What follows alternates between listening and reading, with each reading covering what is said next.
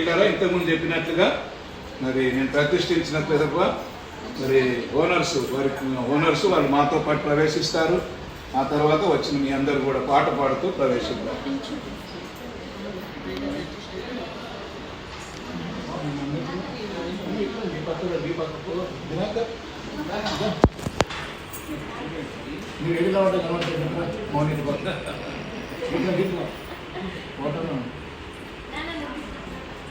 తండ్రి కుమార పరిశుద్ధాత్మ త్రియేక దేవుని వేస్తున్నాం.